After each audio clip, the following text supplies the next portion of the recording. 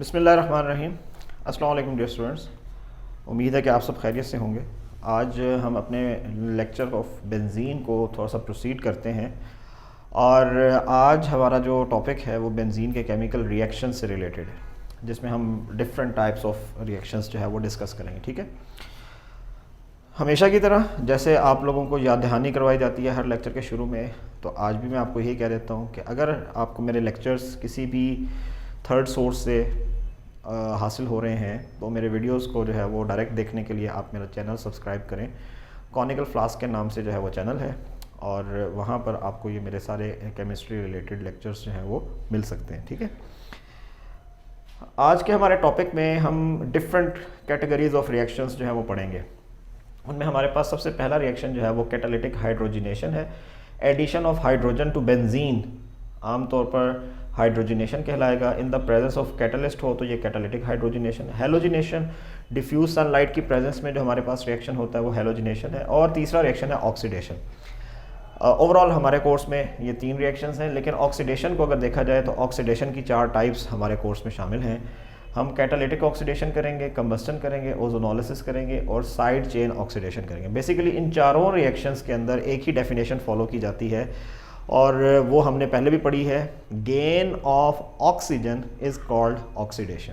ठीक है, तो ऐसा रिएक्शन होगा जिसमें हमारा रिएक्टेंट बेंजीन है, कार्बन मॉलिक्यूल है, विदाउट ऑक्सीजन है, लेकिन जब हम उसको प्रोडक्ट बनाएंगे तो आफ्टर द रिएक्शन कार्बन किसी भी ऑक्सीजन के साथ जो है वो बॉन्डेड होगा। ठीक है जी, चलिए स्टार्ट करते हैं जी।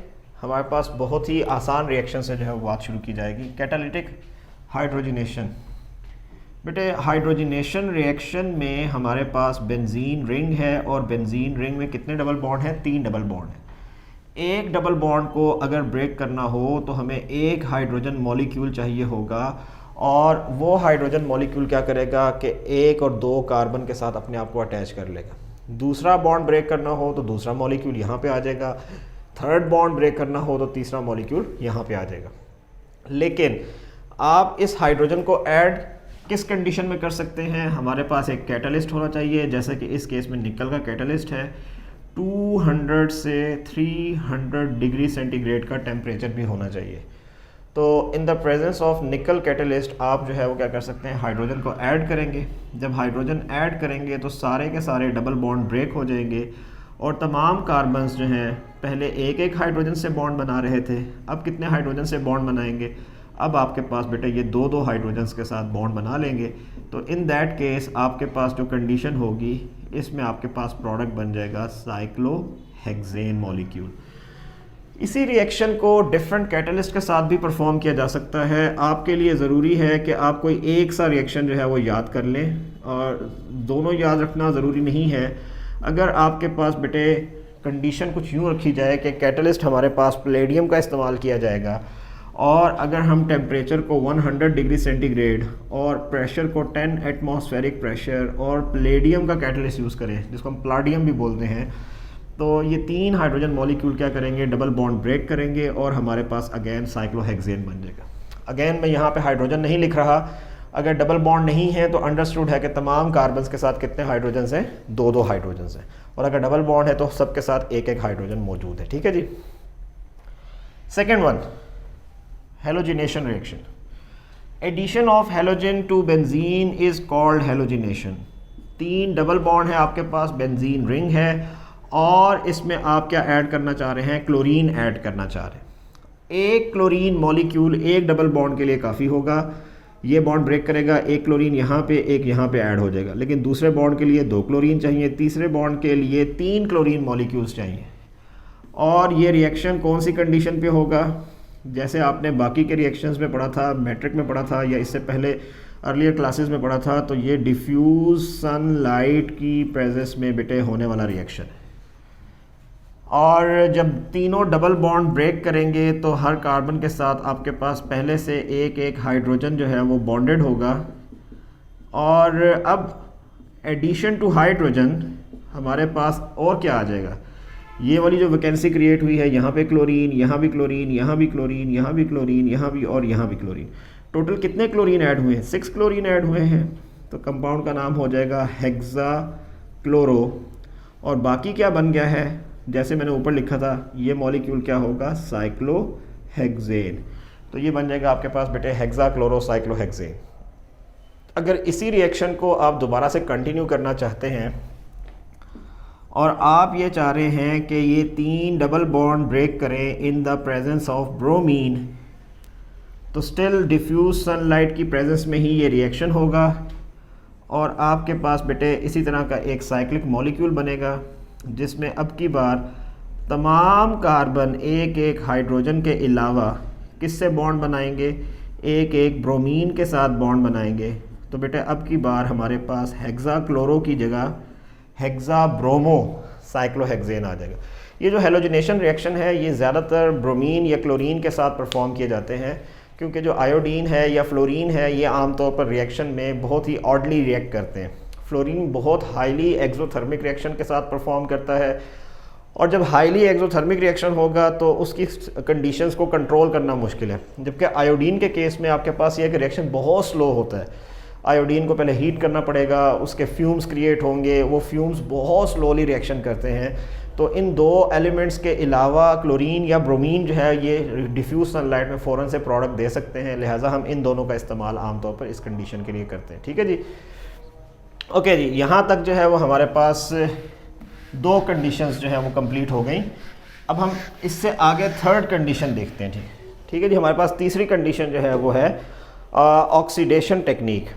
तो ऑक्सीडेशन रिएक्शंस जो हैं बेटे इनमें सबसे पहले है आपके पास कैटालिटिक ऑक्सीडेशन। हम पहले ए पोर्शन को सॉल्व करेंगे। ठीक है जी, कैटालिटिक ऑक्सीडेशन के लिए हमारे पास जिस चीज़ की सबसे ज़्यादा ज़रूरत है वो है जी कैटलिस्ट। और इस रिएक्शन में हमारे पास बेटा जो कैटलिस्ट होता है ये वनेडियम पेंटाऑक्साइड V2O5 होता है। और V2O5 कैटलिस्ट को बेटे हम यूज़ करते हैं तकरीबन 450 डिग्री सेंटीग्रेड तक। अब तरतीब क्या होगी जी, मैं आपको थोड़ा सा जो है वो एक्सप्लेन कर देता हूँ। ये हमारे पास बेंजीन मॉलिक्यूल है, इस बेंजीन मॉलिक्यूल में 3 डबल बॉन्ड हैं और इसे हम रिएक्ट करना चाह रहे हैं ऑक्सीजन के साथ। इस रिएक्शन में बेटे आपके पास ये जो 4 कार्बन हैं, ये 4 कार्बन इस ऑक्सीजन से रिएक्शन करेंगे इन the presence of vanadium pentoxide and 450 degree centigrade और आपको एक साइक्लिक मॉलिक्यूल प्रोवाइड करेंगे। लाइक ये 4 कार्बन है, इसमें कॉर्नर वाला कार्बन जो है बेटे ये कन्वर्ट हो जाएगा C डबल बॉन्ड O और जो सेंटर वाले कार्बन हैं बेटे यहाँ पर एक डबल बॉन्ड आ जाएगा, यानी इन 2 डबल बॉन्ड्स की पोजीशन स्विच होगी और डबल बॉन्ड में अपनी पोजीशन चेंज करेंगे तो एक सेंटर में डबल बॉन्ड आ जाएगा और यहाँ पर भी एक हाइड्रोजन होगा, यहाँ भी एक हाइड्रोजन होगा।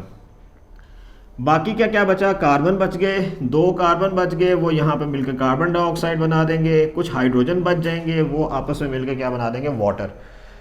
यानी इस किस्म का एक साइक्लिक मॉलिक्यूल बनेगा जिसमें कार्बन जो है ऑक्सीजन के साथ बॉन्डेड है। अगर हम इस इक्वेशन को बैलेंस कर लें तो हमारे पास 2 बेंजीन मॉलिक्यूल क्या करते हैं, 9 ऑक्सीजन्स के साथ जो है वो रिएक्शन करते हैं और इन 9 ऑक्सीजन्स के साथ रिएक्शन करने पे आपको 2 मोल्स ऑफ कंपाउंड देते हैं, 4 मोल्स ऑफ कार्बन डाइऑक्साइड मिलता है और आपके पास बेटे 4 मोल्स ऑफ हाइड्रोजन जो है वो मिलते हैं।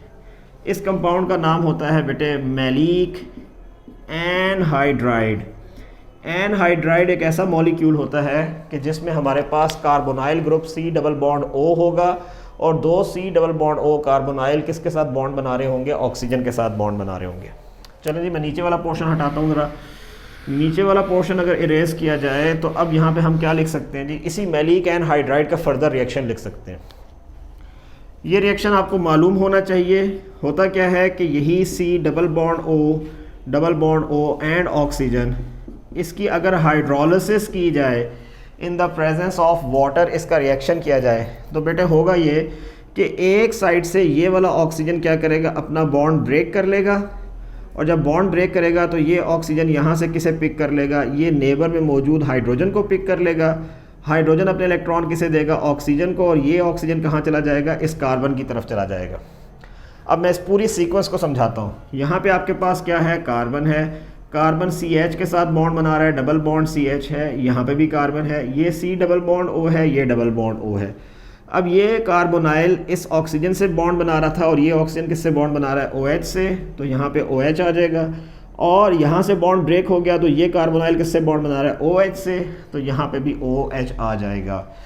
यानी ये आपके पास बेटे 4 कार्बन का डाई कार्बोक्सिलिक एसिड बन गया है, जिसमें एक कार्बोक्सिल ग्रुप यहाँ पे है और दूसरे कोने पे दूसरा कार्बोक्सिल ग्रुप है। इस कंपाउंड का नाम होता है मैलिक एसिड। तो हाइड्रोलिसिस पे आपके पास मैलिक एसिड की फॉर्मेशन होती है। ठीक है जी, यहाँ तक बात समझ में आ गई आप लोगों को। Second reaction, B part, combustion reaction. बेटे कंबस्टन रिएक्शन जो है इसको आपने कुछ इस तरह से याद रखना है कि बेंजीन एक ऐसा मॉलिक्यूल है कि जिसमें हाई परसेंटेज ऑफ कार्बन जो है वो आपके पास अवेलेबल है। This high percentage of carbon in the presence of oxygen when reacts completely, तो आम तौर पर देखने में ये आया है कि सारे के सारा कार्बन जो है वो कंबस्ट नहीं हो पाता, तो इसमें कुछ अमाउंट कार्बन डाइऑक्साइड की बनती है, साथ में आपके पास कार्बन पार्टिकल्स होते हैं और साथ में आपके पास वाटर मॉलिक्यूल होते हैं। दीज कार्बन पार्टिकल्स, दोबारा बता देता हूँ आपको, बेंजीन मॉलिक्यूल है। बेंजीन मॉलिक्यूल ऑक्सीजन की प्रेजेंस में जो है वो आपके पास रिएक्शन करेगा, कार्बन डाइऑक्साइड बनेगा, कार्बन पार्टिकल बनेंगे और आपके पास वाटर मॉलिक्यूल। ये जो कार्बन पार्टिकल्स हैं बेटे, they produce black smoke, and because of the smoke हमारे पास जो फ्लेम का कलर होता है वो ब्लैक हो जाता है। तो हम इसके लिए कहते हैं कि ये सूटी फ्लेम है। सूट, SOOT, सूट जो है ये आमतौर पर अनबर्न कार्बन पार्टिकल्स को आमतौर पर इंडिकेट किया जाता है। ठीक है जी, तो कार्बन अनबर्न पार्टिकल्स की शक्ल में अगर रिमूव हो तो बेटे आपके पास जो है ये सूटी फ्लेम बनेगा और ये high percentage of carbon in benzene जो है उसे इंडिकेट कर रहा होगा। ठीक है जी, यहाँ तक बात समझ में आ गई आप लोगों को। ओके, आगे चलते हैं जी। तीसरा है ओजोनोलिसिस।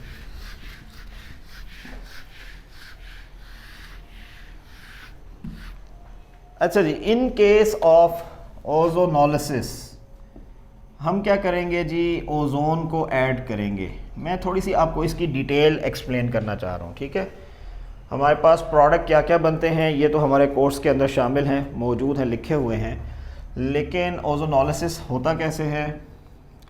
ये एक बेंजीन रिंग है, इसमें 3 डबल बॉन्ड हैं।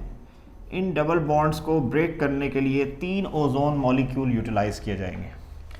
एक ओजोन इस डबल बॉन्ड पे, दूसरा ओजोन दूसरे डबल बॉन्ड पे, तीसरा ओजोन तीसरे डबल बॉन्ड पे ऐड होगा। ठीक है जी, ओके, चलें ट्राई करते हैं जी। हम अगर यहाँ पर ओजोन ऐड हो तो पहले जो कंपाउंड बनता है ये एक अनस्टेबल इंटरमीडिएट बनता है जिसे कहा जाता है मोल ओजोनाइड। और मोल ओजोनाइड में क्या होता है कि डबल बॉन्ड टूटता है और टूटने पर ये ओजोन ऐड हो जाता है। यहाँ पे ओजोन ऐड हो गया, दूसरा डबल बॉन्ड इस जगह पे है तो ये डबल बॉन्ड यहाँ पर ओजोन के साथ बॉन्ड बना लेगा, और तीसरा डबल बॉन्ड इस जगह पे है तो बेटे यहाँ पर भी O3 मॉलिक्यूल ऐड हो जाएगा। ठीक है जी, तो ये एक सिंपल कंडीशन। इसमें फिर होगी रीअरेंजमेंट। असल में आपके पास बेटा जो कंडीशन है वो है जी ट्राइओजोनाइड, बेंजीन ट्राइओजोनाइड फॉर्मेशन। फार्मूला है C6H6O9। हमारी बुक में ये फार्मूला ऐसे मेंशन्ड है, ट्राइओजोनाइड भी लिखा हुआ है। ठीक है, आप इसको अगर इजीली ड्रॉ कर सकते हैं तो इसको ड्रॉ करें। होता क्या है कि एक साइड से जो ऑक्सीजन है ये इस बॉन्ड को भी ब्रेक कर देता है और ये इनवर्ड मूव कर जाता है विद द कार्बन्स, और जितने आपके पास बेटे कार्बन हैं ये सारे के सारे यहाँ से अपना बॉन्ड ब्रेक कर लेते हैं और ये ऑक्सीजन के साथ अटैच हो जाते हैं। ठीक है, मैं ट्राई करता हूँ, आपको बताता हूँ कैसे होगा ये। लेट्स से मैं यहाँ से स्टार्ट करता हूँ। ठीक है, ये वाला कार्बन आपके पास यहाँ पे इस तरह से लिखा गया है कि जिसमें एक बॉन्ड ऑक्सीजन का यहाँ बन रहा है, एक बॉन्ड ऑक्सीजन का यहाँ बन रहा है। ये वाला कार्बन, ये कार्बन। ठीक है, यहाँ से ऑनवर्ड दूसरा कार्बन कहाँ पे होगा, यहाँ पे होगा, लाइक दिस। ये वाला कार्बन और ये वाला कार्बन, ये दो आ गए यहाँ पे। ये एक बॉन्ड ऑक्सीजन से यहाँ पे बना रहा है और ये भी एक बॉन्ड ऑक्सीजन से यहाँ पे बना रहा है। इन दोनों के साथ जो तीसरा ऑक्सीजन था वो कहाँ जाएगा, वो सेंटर में आ जाएगा और ये कार्बन दोनों ऑक्सीजन के साथ अटैच हो जाएंगे, जबकि यहाँ से ये दो ऑक्सीजन आपस में ये बॉन्ड बना लेंगे। यानी पेंटागोनल रिंग आपके पास थोड़ा सा रीअरेंज होगा और किनारे वाला ऑक्सीजन कहाँ चला जाएगा, सेंटर में चला जाएगा। आखिर में जो कार्बन कार्बन बॉन्ड है वो कहाँ पे होना चाहिए, वो यहाँ पे होना चाहिए। इस केस में एक ऑक्सीजन यहाँ और एक यहाँ। यहाँ पे अगर दो ऑक्सीजन है तो ये तीसरा ऑक्सीजन किधर जाएगा, सेंटर में चला जाएगा, ये यहाँ पे जाएगा तो दो कार्बन इधर बॉन्ड बना लेंगे और ये दोनों आपस में यहाँ पे अटैच हो जाएंगे। और यहाँ पे अगर तीसरा ऑक्सीजन आ गया है तो ये यहाँ पे आ जाएगा। लेट्स से कि आपके पास ये बॉन्ड यहाँ पे बन जाएगा। तो ये है मोल ओजोनाइड। आफ्टर रीअरेंजमेंट बेटे ये आपके पास बन जाएगा ओजोनाइड। इस ट्राई ओजोनाइड की अगर की जाए हाइड्रोलिसिस तो 3 वाटर मॉलिक्यूल इस्तेमाल होंगे। ये 3 वाटर मॉलिक्यूल क्या करेंगे, सेंटर में मौजूद जो ऑक्सीजन्स हैं इनके साथ रिएक्शन करेंगे और इन्हें यहाँ से रिमूव कर देंगे। तो 3 अदद हमारे पास मॉलिक्यूल बनेंगे जो होगा हाइड्रोजन परऑक्साइड। यहाँ से ये वाला बॉन्ड ब्रेक करेगा लाइक दिस। ये क्या था, कार्बन, ये क्या था, कार्बन। 2 कार्बन हैं, ये डबल बॉन्ड बनाएंगे ऑक्सीजन के साथ, साथ में सिंगल बॉन्ड बनेगा हाइड्रोजन के साथ। कंपाउंड का नाम होगा ग्लाइऑक्सल। ग्लाइऑक्सल की फॉर्मेशन हो जाएगी।